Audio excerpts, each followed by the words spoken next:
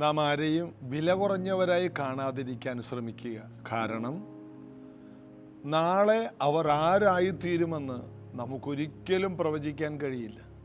Bible പറയുന്നു, ദൈവം തന്നെ സ്നേഹിക്കുന്നവർക്ക് ഒരുക്കിയിരിക്കുന്നത് ഒരു കണ്ണ് കണ്ടിട്ടില്ല, ഒരു ചെവി കേട്ടിട്ടില്ല, ഒരു മനുഷ്യൻ്റെ ഹൃദയത്തിൽ തോന്നിയിട്ടുമില്ല എന്ന് എഴുതിയിരിക്കുന്നു. ദൈവം ഒരാളെ ഏത് നിലയിൽ മാനിക്കുമെന്ന് പറയാൻ കഴിയില്ല. പ്രത്യേകിച്ച് യേശുവിനെ കർത്താവും രക്ഷകനുമായി സ്വീകരിച്ച ഒരു വ്യക്തിയുടെ അന്ത്യമെന്ന് പറഞ്ഞാൽ അതിമഹത്തായിരിക്കുമെന്ന് യോബിൻ്റെ പുസ്തകം 8:7 വായിക്കാം. അതിമഹത്തായിരിക്കും. ആരംഭം അല്പമായിരിക്കും, അന്ത്യം അതിമഹത്തായിരിക്കും. ഇന്ന് നമ്മുടെ സമൂഹത്തിൽ നമ്മൾ ഇടപെടുന്ന പലരുടെയും ആരംഭമായിരിക്കും നമ്മൾ കാണുന്നത്. അതല്പമായി തോന്നും. ആ സമയത്ത് നമുക്ക് തന്നെ അവരോട് ഒരു വിരോധവും വെറുപ്പും അവഗണനകളൊക്കെ ഒരുപക്ഷെ വരാമെങ്കിലും അവരുടെ അന്ത്യം നമുക്ക് പ്രവചിക്കാൻ കഴിയില്ല. ഞാൻ എൻ്റെ ജീവിതത്തിൽ കണ്ടിട്ടുണ്ട്.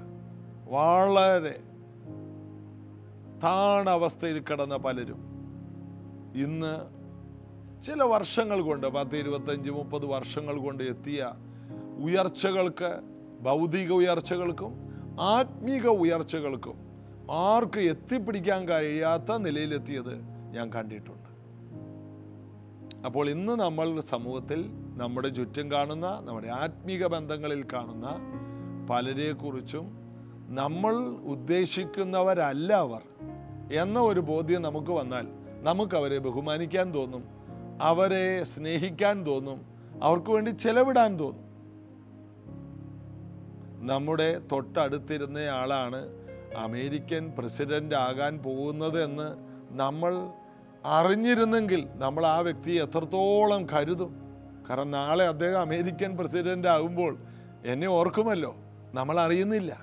നമ്മുടെ അടുത്തിരിക്കുന്ന സ്കൂളുകളിൽ കുട്ടികളെ, നിങ്ങളുടെ കൂടെ ഇരിക്കുന്ന ഓരോ വ്യക്തികളും ആരായിത്തീരാൻ പോകുന്നു നമുക്കൊരിക്കലും പറയാൻ കഴിയില്ല. ഇന്ന് ലോകം കണ്ടിട്ടുള്ള ഏറ്റവും വലിയ ശാസ്ത്രജ്ഞന്മാരിൽ ഒരാളായിട്ട് അവർ തീരാം. നമുക്ക് പറയാൻ കഴിയില്ല. അതുകൊണ്ട് കഴിവതും എല്ലാവർക്കും നന്മ ചെയ്യുക എന്ന് കഴിയും. സാഗവിശ്വാസികൾക്ക് എല്ലാവർക്കും കഴിയുന്നത്രയും നന്മ ചെയ്യണമെന്നാണ് പൗലോസ് അപ്പോസ്തലൻ നമ്മെ ഉപദേശിക്കുന്നത്. എന്തിനാണ്? നമ്മൾ അറിയുന്നില്ല, നാളെ അവരായിരിക്കും നമ്മുടെ ജീവിതത്തിൻ്റെ ഒരു വിഷയത്തിൽ അവരായിരിക്കും നമുക്ക് ആശ്വാസമായി തീരാൻ പോകുന്നത്, ഒരു തണുപ്പായി തീരാൻ പോകുന്നത്. ചിലപ്പോൾ നമ്മൾ സഹായിച്ച പലരും നമുക്ക് ദോഷം ചെയ്ത് കാണാം. എങ്കിലും നന്മ ചെയ്യുന്നതിൽ നാം മടുത്തു പോകരുത് എന്ന് നാം വായിക്കുന്നു. തളർന്നു പോകാഞ്ഞാൽ തക്ക സമയത്ത് നാം കൊയ്യും എന്നും വായിക്കുന്നു. അതുകൊണ്ട് തളരാതെ എല്ലാവർക്കും നമുക്ക് നന്മ ചെയ്യാം. നമുക്ക് ഒരുമിച്ച് ചേർന്ന് പാടി യേശുവിനെ ആരാധിക്കാം. തിന്മയായതെല്ലാം നന്മയാക്കി മാറ്റിയല്ലോ,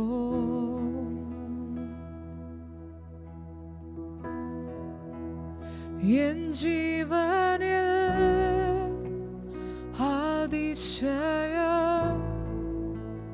ചെയ്തവനെ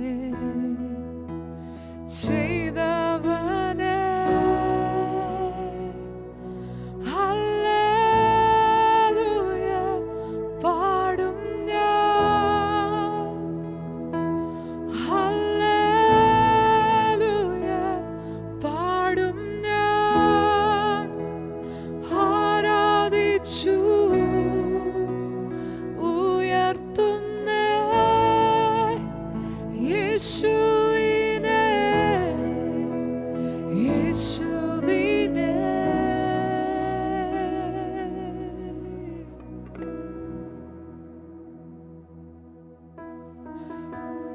തിന്മയായതെല്ലാം നന്മയാക്കി മാറ്റിയല്ലോ,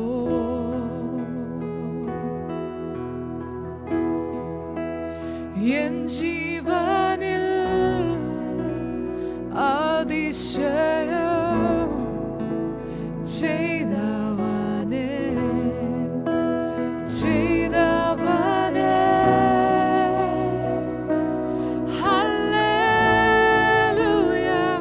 പാടും ഞാൻ ഹല്ലേലൂയ പാടും ഞാൻ ആരാധിച്ചു ഉയർത്തുന്നേ യേശുവിനെ യേശുവിനെ ഹല്ലേലൂയ പാടും ഞാൻ ഹല്ലേലൂയ പാടും ഞാൻ ആരാധിച്ചു ഉയർത്തുന്നേ യേശുവിനെ യേശുവിനെ ഹല്ലേലൂയ പാടും ഞാൻ ഹല്ലേലൂയ പാടും ഞാൻ ആരാധിച്ചു ഉയർത്തുന്നേ യേശുവിനെ യേശുവിനെ ഹല്ലേലൂയ പാടും ഞാൻ ഹല്ലേലൂയ പാടും ഞാൻ ആരാധിച്ചു ഉയർത്തുന്നേ യേശുവിനെ യേശുവിനെ യോഹന്നാന്റെ സുവിശേഷം 19-ാമത്തെ അധ്യായം നമ്മൾ 4 വാക്യങ്ങൾ വായിച്ചു. യേശുവിനെ അടിപ്പിച്ച ശേഷം പീലാത്തോസ് മഹാപുരോഹിതന്മാരുടെ മുമ്പിൽ അടുക്കൽ കൊണ്ടുവന്ന് അവരെല്ലാം കാത്തു നിൽക്കുകയാണ്. രാവിലെ തൊട്ട് ഇങ്ങനെ കാത്തു നിൽക്കുകയാണ്. യേശുവിനെ അടിക്കുമ്പോഴും അവരവിടെ പോയില്ല. അടിപ്പിക്കുന്നുണ്ടല്ലോ, ഇവരെ സമാധാനിപ്പിക്കാൻ കഴിയില്ല. യേശു മരിച്ചെന്ന് ഉറപ്പ് വരാതെ ഇവരാരും തിരിച്ചു പോകില്ല. യേശുവിനെ കൊന്നേ തീരൂ. അതിനുവേണ്ടി യേശു എന്ത് ചെയ്തു? നമുക്കെല്ലാവരും ആശ്ചര്യമാണ്. എന്നാൽ ഇതെല്ലാം ദൈവത്തിൻ്റെ പദ്ധതിയാണെന്ന്, ദൈവത്തിൻ്റെ പ്ലാനാണെന്നും അറിയാൻ അവർക്ക് കഴിയാതെ പോയി. 5-ാമത്തെ വാക്യം, അങ്ങനെ യേശു മുൾക്കിരീടവും ധൂമ്രവസ്ത്രവും ധരിച്ച് പുറത്തു വന്നു. പീലാത്തോസ് അവരോട്, ആ മനുഷ്യൻ ഇതാ എന്ന് പറഞ്ഞു. അതിനു മുമ്പ് യേശുവിൻ്റെ തലയിൽ മുൾക്കിരീടം വെച്ച് കോലുകൊണ്ട് അടിച്ചു. ഒരു ചരിത്രം പറയുന്നത് ഈ മുൾക്കിരീടത്തിൻ്റെ മുള്ളുകൾ 3 ഇഞ്ച് നീളത്തിൽ ആഴമുള്ളതാണ്. വലിയ മുള്ളാണ്. മുള്ളുകൾ കൊണ്ട് ഒരു കിരീടം ഉണ്ടാക്കിയത്. ഒരു മുള്ളിൻ്റെ കൊമ്പ് വെട്ടി അത് വട്ടത്തിൽ റൗണ്ടിൽ കെട്ടിവെച്ച് അത് തലയിൽ വെച്ച് കോലുകൊണ്ടടിച്ചു. ഇടത് കണ്ണിലേക്ക് ഒരു മുള്ള് വന്നിട്ട് ഒരു കണ്ണ് പുറത്തോട്ട് തള്ളി തൂങ്ങി നിന്നു എന്നും ഒക്കെ ചരിത്രം പറയുന്നു. അതുപോലെ അസഹനീയമായ വേദനയോടെയാണ് വീണ്ടും എഴുന്നേറ്റും യെരുശലേമിൻ്റെ തെരുവീതിയിലൂടെ യേശു ആ മലയിലേക്ക് പോയത്. യേശുവിന് ചുമക്കാൻ പോലും കഴിയാത്ത അസഹനീയമായ പ്രശ്നമുണ്ടായി. അതൊക്കെ നമുക്ക് ചരിത്രത്തിൽ നിന്നും ബൈബിളിൽ നിന്നും അറിയാം. ഈ ഭാഗമൊക്കെ അറിയാൻ പാടില്ലാത്ത മനുഷ്യർ ഭൂമിയിലില്ല. എല്ലാവരും യേശുവിൻ്റെ ഈ ക്രൂശ് മരണത്തെ അംഗീകരിക്കുകയും ബഹുമാനിക്കുകയും ചെയ്യുന്നുണ്ട്. നിരീശ്വരവാദികൾ പോലും അവർ പറയുന്നത് ദൈവം അല്ലെങ്കിലും അദ്ദേഹം നല്ല മനുഷ്യനായിരുന്നു എന്നൊക്കെ പറഞ്ഞ് ഇതെല്ലാം സമ്മതിക്കുന്നുണ്ട്. എന്നാൽ ഇതോടുകൂടി അവർ സമ്മതിക്കുമെന്നാണ് പീലാത്തോസ് വിചാരിച്ചത്. പീലാത്തോസിന് എങ്ങനെയും യേശുവിനെ പറഞ്ഞു വിടണം. യേശുവിനെ പിടിക്കാൻ ആർക്കും കഴിയുന്നില്ല. യേശുവിനെ പാപത്തെക്കുറിച്ച് ബോധം വരുത്താൻ, യേശു ചെയ്ത തെറ്റിനെക്കുറിച്ച് ബോധം വരുത്താൻ ആർക്കും കഴിയില്ല. അതുകൊണ്ട് യേശു ചോദിച്ചു, നിങ്ങൾക്ക് ആർക്ക് എൻ്റെ പാപത്തെക്കുറിച്ച് ബോധം വരുത്താൻ ആർക്ക് കഴിയും? പാപമുണ്ടെങ്കിലല്ലേ. പാപമില്ലാത്തവൻ ഒന്നാമത് കല്ലെറിയട്ടെ എന്ന് പറഞ്ഞൊരു പെണ്ണിനെ രക്ഷിച്ച ഒരു സ്ത്രീയെ രക്ഷിച്ച കർത്താവിന് പാപത്തിൻ്റെ അതിഗൗരവമായ അവസ്ഥ അറിയാം. അവനിൽ പാപമില്ലായിരുന്നു, അവൻ പാപത്തിൽ ജനിച്ചതല്ല. യേശു പാപത്തിൽ പിറന്നവനല്ല എന്നുള്ള വാക്ക് എത്ര ശ്രേഷ്ഠമാണ്. യേശുവിന് പാപം എന്തെന്ന് അറിയില്ല. യേശുവിൽ പാപമില്ല, പിന്നെ എങ്ങനെ ചെയ്യും? ഉള്ളതല്ലേ ചെയ്യൂ. യേശുവിൽ പാപമില്ല. പാപമില്ലാത്തവൻ നമുക്ക് വേണ്ടി പാപമായി തീർന്നു. ഇപ്പോൾ യേശുവിനെ പാപിയാക്കിയില്ല. അവന് വെറുതെ അടിച്ചു വിട്ടാൽ പറ്റത്തില്ല. അവൻ ചെറിയ പാപമല്ല ചെയ്തത്. ഇവിടെ മഹാപുരോഹിതന്മാർ 6-ാം വാക്യം, മഹാപുരോഹിതന്മാരും ചേവകരും അവനെ കണ്ടപ്പോൾ ക്രൂശിക്ക ക്രൂശിക്ക എന്ന് ആർത്തു വിളിച്ചു. പീലാത്തോസ് അവരോട്, നിങ്ങൾ അവനെ കൊണ്ടുപോയി ക്രൂശിപ്പിൻ, ഞാനോ അവനിൽ കുറ്റം കാണുന്നില്ല എന്ന് പറഞ്ഞു. നിങ്ങൾ കൊണ്ടുപോയി ക്രൂശിച്ചു, ഞാൻ അവനിൽ കുറ്റം കാണുന്നില്ല. യൂദ മരിച്ചത് നമുക്കറിയാം. കുറ്റമില്ലാത്ത രക്തത്തെ ഞാൻ കാണിച്ചു കൊടുത്തു. അപ്പോൾ ഒരു കുറ്റവുമില്ലാത്തവനെ ഇതാ ക്രൂശിക്കുന്നു. ഒരു കുറ്റവുമില്ല. നമ്മുടെ ജീവിതത്തിൽ ഇങ്ങനെ വരുന്ന സന്ദർഭത്തെ നമ്മൾ ഉപയോഗിക്കുന്ന വാക്ക് ഇത് തന്നെയാണ്, അവരെന്നെ വെറുതെ ക്രൂശിക്കുകയാണ്. ഇതിൽ നിന്നാണ് ആ പദങ്ങൾ ഉണ്ടായത്. എന്നെ വെറുതെ ക്രൂശിക്കുക. ഞാൻ അറിയാത്ത കാര്യത്തിലാണ് അവരെന്നെ ഇങ്ങനെ ക്രൂശിക്കുന്നത്. വീട്ടിലാണെങ്കിൽ ഭാര്യ ഭർത്താക്കന്മാർ തമ്മിലും ഒരു പ്രശ്നം ഉണ്ടാകുമ്പോൾ നിങ്ങൾ എന്തിനാണ് എന്നെ ഇങ്ങനെ ക്രൂശിക്കുന്നത്? ഞാൻ എന്ത് ചെയ്തെന്നാണ് ഈ പറയുന്നത്? എന്നാൽ അതിനകത്ത് ആവശ്യം പോലെ ചെയ്തതുണ്ടാകും. ചെയ്ത കാര്യമൊക്കെ ആണ് മറന്നുപോകും. കാരണം എല്ലാവരും പാപത്തിൽ ജനിച്ചവരാണ്. എല്ലാവരിലും കുറ്റങ്ങളുണ്ടാവും. ചിലർക്കത് മനസ്സിലാകില്ല. ചെയ്ത തെറ്റ് അതിൻ്റെ ഗൗരവം മനസ്സിലാകില്ല. ചെറിയ കാര്യമായിരിക്കും, അതായിരിക്കാം വിഷയം ഉണ്ടാക്കുന്നത്. ചെറിയ പരിപാടിയെ ചെയ്യുള്ളൂ, അത് വലുതായിക്കോളും. ഒരു ചെറിയ തുടക്കം ഉണ്ടാക്കിയിടും. ആ തുടക്കം അതിൻ്റെ അവസാനം വലിയ വഴക്കിൽ ചെന്ന് അവസാനിക്കും. ചെറിയൊരു പരിഹാസവാക്ക്, ചെറിയൊരു വാക്ക് പറഞ്ഞതാണ്. ഞാൻ എന്തു പറഞ്ഞു? ഞാനൊരു വാക്കല്ലേ പറഞ്ഞുള്ളൂ. ആ ഒരു വാക്ക് മതി. ആ വാക്ക് വലിയ അനർത്ഥം വിളിച്ചു വരുന്നു.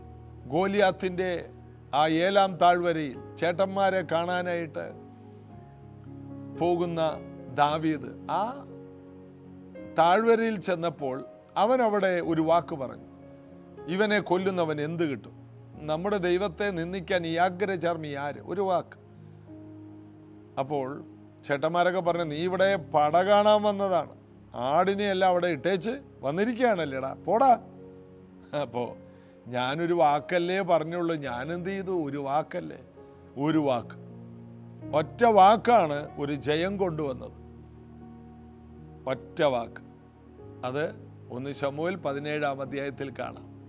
ഒറ്റ വാക്ക് വലിയ ജയത്തിലേക്ക് നയിക്കാനായിട്ടിടയായി. എന്താണ്? ഇവനെ കൊല്ലുന്നവൻ എന്ത് കിട്ടും? ആ വാക്ക് ദൈവശക്തിയുള്ള വാക്കായി മാറി. അവിടെ ഒരു പോസിറ്റീവ് എനർജി ഉണ്ടായി. അവിടെ ഒരു തീരുമാനമുണ്ടായി. ദാവീദിനെ യുദ്ധത്തിനായിട്ട് പറഞ്ഞുവിടാൻ ശൗലിന് സമ്മതമായി. ദാവീദ് ഒരു കുഞ്ഞു കല്ലെടുത്ത് ഗോലിയാത്തിന് നേരെ ഇട്ടു, എറിഞ്ഞു. ഒരു കവണിയിലാക്കി എറിഞ്ഞു. അത് നേരെ അവൻ്റെ നെറ്റിയിൽ കൊണ്ടു. അവൻ താഴെ വീണു. ഗോലിയാത്തിൽ ആശ്രയിച്ച് നിന്നവരെല്ലാം ഓടി. എന്നാൽ ഇവരാർപ്പിട്ടുകൊണ്ട് അവരെ തോൽപ്പിച്ചു. വലിയ ജയം ദൈവം അന്ന് ഇസ്രായേലിന് കൊടുത്തു. 40 ദിവസമായി വെല്ലുവിളിച്ച വെല്ലുവിളികളെല്ലാം നിലം പതിച്ച ആ ദിവസം ഒറ്റ വാക്ക് പറഞ്ഞു. ഒറ്റ വാക്കുകൊണ്ട് വലിയ ജയവും കൊണ്ടുവരാം. ഒറ്റ വാക്കുകൊണ്ട് വലിയ തകർച്ചകളും കൊണ്ടുവരാം. ഒരു വാക്ക് മതി. എന്നാൽ യേശുവിൽ കുറ്റം പിടിക്കാനായിട്ടൊന്നുമില്ല. യേശുവിനെ ക്രൂശിച്ചത് വെറുതെയാണെന്ന് നമുക്കറിയാം. അപ്പോൾ നമ്മൾ ആ വാക്കെടുക്കുമ്പോൾ എന്നെ വെറുതെ എന്തിനാ ക്രൂശിക്കുന്നത്? ഇല്ല, എന്തൊക്കെയോ കാര്യമുണ്ട്. എന്തെങ്കിലും ഒരു കാര്യമില്ലാതെ നമ്മെ ആരും ക്രൂശിച്ചിട്ടില്ല. നമുക്ക് മാത്രം അറിയാം. നമ്മൾ ന്യായീകരിക്കാറുണ്ട്, എങ്കിലും നമുക്കറിയാം നമ്മുടെ കയ്യിലാണ്. എങ്കിലും നമ്മൾ ജയിച്ചു നിൽക്കുന്നത് ആരും അറിയാതിരിക്കാൻ നമ്മളൊന്ന് ജയിച്ചു നിൽക്കുന്നതാണ്. ഇത് പറയുമ്പോൾ പലരോടും പരിശുദ്ധാത്മാവ് സംസാരിക്കുന്നുണ്ട്. നമുക്കൊരു പങ്കുണ്ട്. എല്ലാ വഴക്കുകളുടെ പുറകിലും, നമ്മുടെ വീട്ടിൽ ഒരു വഴക്ക് നടക്കുന്നുണ്ടെങ്കിൽ അതിൻ്റെ പുറകിൽ നമുക്കൊരു നല്ല പങ്കുണ്ട്. ഒന്നുകിൽ രണ്ടു പേരുണ്ടാവും. ഒന്ന് തുടങ്ങുന്ന ആൾ, വഴക്ക് തുടങ്ങുന്ന ആൾ, ഒരു വാക്കിൽ തുടങ്ങുന്ന ആൾ. കത്തിക്കുത്തിലൊന്നല്ല തുടങ്ങുന്നത്, അടിയിലല്ല തുടങ്ങുന്നത്, വാക്കിലാണ് തുടങ്ങുന്നത്. ഒരു വാക്കിൽ വഴക്ക് തുടങ്ങുന്ന ഒരാൾ വീട്ടിലുണ്ടാകും. അയാളെക്കുറിച്ച് എനിക്കൊന്നും പറയാനില്ല. കാരണം ആ വ്യക്തിയോട് നമുക്ക് നിർത്താൻ പറഞ്ഞാലൊന്നും നിർത്തുകയില്ല. അത് തുടങ്ങുന്നയാളാണ്. എന്നാൽ ഏറ്റുപിടിക്കുന്നയാളാണ് പ്രശ്നക്കാരൻ. ഏറ്റുപിടിക്കാൻ ആളില്ലെങ്കിൽ ഒരു വീട്ടിലും വഴക്കുണ്ടാകില്ല. ഒരു വാക്ക് അടുക്കളയിൽ നിന്ന് അല്ലെങ്കിൽ എവിടെയെങ്കിലും നിന്ന് ഒരാൾ ഒന്ന് ഒരു പിറുപിറുത്ത് പറഞ്ഞാൽ അപ്പുറത്തെ മുറിയിലുള്ള ആൾ ഓടി വരും. എന്താ പറഞ്ഞേ. അപ്പൊ ഏറ്റുപിടിക്കുന്ന ആളാണ് വഴക്കിനെ വലുതാക്കുന്നത്. പിന്നെ രണ്ടുപേരോട് ചേർന്ന് നിൽക്കുന്ന ആൾക്കാരുടെ വാക്കുകൾ ഒടുവിൽ അത് ബഹളമായി, കലഹമായി, വിവാഹമോചനമായി, ആത്മഹത്യയായി, കത്തിക്കുത്തായി, എന്തെല്ലാം പ്രശ്നങ്ങളാണ്. അപ്പോൾ തുടങ്ങുന്നയാളെ വെറുതെ വിടുക. ഇതൊരു മർമ്മമാണ്. തുടങ്ങുന്നയാളോട് സംസാരിക്കാതിരിക്കുക. ആ ആളോട് പറഞ്ഞിട്ട് കാര്യമില്ല. അയാൾക്ക് സെൽഫ് കൺട്രോൾ ഇല്ലാത്തയാളാണ്. അങ്ങനെ ഒരാൾ എല്ലാ വീട്ടിലും ചിലപ്പോൾ ഉണ്ടാകാൻ സാധ്യതയുണ്ട്. ഉണ്ടാകരുതേ എന്ന് നിങ്ങൾ പ്രാർത്ഥിക്കണം. എൻ്റെ വീട്ടിലില്ല എന്ന് നിങ്ങൾ പറയണം. ഇല്ല, എൻ്റെ വീട്ടിൽ ഞാൻ അനുവദിക്കില്ലെന്ന് പറയണം. അത് പരിശുദ്ധാത്മാവല്ല, പാപത്തിൻ്റെ ലക്ഷണമാണത്. വീണ്ടും ജനന അനുഭവമുള്ള ഒരു വ്യക്തിക്ക് അത് ചെയ്യാൻ കഴിയില്ല. സമാധാനം ഉണ്ടാക്കുന്നവർ ഭാഗ്യവാന്മാർ, അവർ ദൈവത്തിൻ്റെ പുത്രന്മാരെന്ന് വിളിക്കപ്പെടും. ഇവിടെ നോക്ക്, യേശു നീതിമാനാണ്, അവനിലൊരു കുറ്റവുമില്ല. കുറ്റം കണ്ടുപിടിക്കാൻ ആർക്കും കഴിയുന്നില്ല, ഒരു കുറ്റവും പറയാനില്ല. അങ്ങനൊരു വ്യക്തിത്വമായി യേശുവിനെ സ്വീകരിച്ച് നമുക്ക് മാറാൻ കഴിയണം. അതിനുവേണ്ടിയാണ് യേശു ഈ ഭൂമിയിൽ വന്ന് ഈ യാതനകളും പാടുകളും കഷ്ടങ്ങളും സഹിച്ചത്. അതുകൊണ്ട് തുടങ്ങുന്ന വ്യക്തിയാകണ്ട, ഏറ്റുപിടിക്കുന്ന വ്യക്തിയുമാകണ്ട. നാം കർത്താവിൽ ജീവിക്കുന്ന പുതിയ സൃഷ്ടികൾ. 2 കൊരിന്ത്യർ ലേഖനം 5:17 പോലെ, ഞാൻ കർത്താവിലാണ്, ഞാൻ പുതിയ സൃഷ്ടിയാണ്, എൻ്റെ പഴയത് കഴിഞ്ഞുപോയി, സകലതും പുതിയതാണ്, ഞാനൊരു പുതിയ മനുഷ്യനാണ്, എൻ്റെ വീട് സമാധാനമുള്ള വീടാണ്. കാരണം ഞാൻ സമാധാനമാണ് ഇപ്പോൾ ഉണ്ടാക്കുന്നത്. നേരത്തെ ഞാൻ വഴക്കുണ്ടാക്കിയിരുന്നു, ഇപ്പോൾ എനിക്ക് സമാധാനം ഉണ്ടാക്കാൻ അറിയാം. ചിരി ഉണ്ടാക്കുന്നവനാണ് ദൈവം. അബ്രഹാമിന് 100-ാം വയസ്സിൽ ചിരി ഉണ്ടാക്കിയ ദൈവമാണ്. ദൈവം എനിക്ക് ചിരി ഉണ്ടാക്കിയെന്നാണ് പിന്നത്തേതിൽ ആ മാതാപിതാക്കൾ പറഞ്ഞത്. ഇതുപോലെ ദൈവം ചിരി ഉണ്ടാക്കുന്ന ദൈവമാണ്, സമാധാനം ഉണ്ടാക്കുന്ന ദൈവമാണ്. നമ്മുടെ സമാധാനത്തിനായുള്ള ശിക്ഷ അവൻ്റെ മേലായി, അവൻ്റെ അടിപ്പിണരാൽ സൗഖ്യം വന്നിരുന്നു. ഇത് യെശയ്യാവ് 53:10 വാക്യമാണ്. നമ്മുടെ സമാധാനത്തിനായിട്ട് ഉള്ള ശിക്ഷ. അവനിൽ പാപമില്ല, അവനിൽ ഒരു കുറ്റവുമില്ല. പീലാത്തോസിന് പറയാനുള്ളത് ഞാനൊന്നും കാണുന്നില്ല. എന്നാൽ അവർ പറയുന്നത്, മഹാപുരോഹിതന്മാരും ചേവകരൊക്കെ പറയുന്നത് ക്രൂശിക്കുക. എന്താണ്? അവരിങ്ങനെ പറഞ്ഞില്ലായിരുന്നെങ്കിൽ എങ്ങനെ കാര്യങ്ങൾ നടക്കും? എങ്ങനെ നമ്മുടെ വീണ്ടെടുപ്പ് നടക്കും? എങ്ങനെ നമ്മൾ പുതിയ സൃഷ്ടികളാകും? അതുകൊണ്ട് അവർ പിശാചിൻ്റെ ഉപകരണമായി പിശാചിന് വേണ്ടി ആർത്തപ്പോൾ പിശാച് അറിഞ്ഞില്ല ഇത് അവൻ്റെ തല തകർക്കുന്ന, അവൻ്റെ പദ്ധതികളും പ്ലാനുകളും തകർന്നു പോകുന്ന, അവൻ്റെ കയ്യിലുള്ള അധികാരം മുഴുവനും തിരിച്ചു പിടിക്കുന്ന യേശുവിൻ്റെ ഒരു പദ്ധതിയായിരുന്നു എന്ന് അറിയുവാൻ അവൻ വൈകിപ്പോയി. അവൻ വിഡ്ഢിയാണ് എന്നുള്ളത് സത്യം ഒരു ദൈവവൈതൽ തിരിച്ചറിയണം. കർത്താവിൽ നമുക്ക് ബലപ്പെടാം. യേശുവിൻ്റെ ക്രൂശീകരണങ്ങളൊക്കെ വായിക്കുമ്പോൾ നമ്മൾ ധൈര്യമുള്ളവരായി തീരുകയാണ്. പ്രാർത്ഥിക്കാം. യേശുവേ, അങ്ങിൽ ഒരു പാപവും ഇല്ലാതിരുന്നിട്ടും ഞങ്ങൾക്ക് വേണ്ടി പാപം ക്രൂശിൽ ഏറ്റെടുത്ത് അങ്ങയെ സ്വീകരിച്ച് ഞങ്ങളുടെ എല്ലാ പാപങ്ങളെ ക്രൂശിൽ ചുമന്നൊഴിച്ച് സൗഖ്യം കൊണ്ടുവന്ന് ഞങ്ങളുടെ സമാധാനത്തിനായിട്ടുള്ള ശിക്ഷ അങ്ങ് ഏറ്റെടുത്ത് ഞങ്ങളുടെ വീടുകളെ സമാധാന സമൃദ്ധി കൊണ്ട് നിറയ്ക്കുന്നതിനായി നന്ദി. ഇത് കേൾക്കുന്ന ഏതെല്ലാം വീടുകളിൽ സമാധാനക്കേടുകളുണ്ടോ അത് മാറിപ്പോകട്ടെ.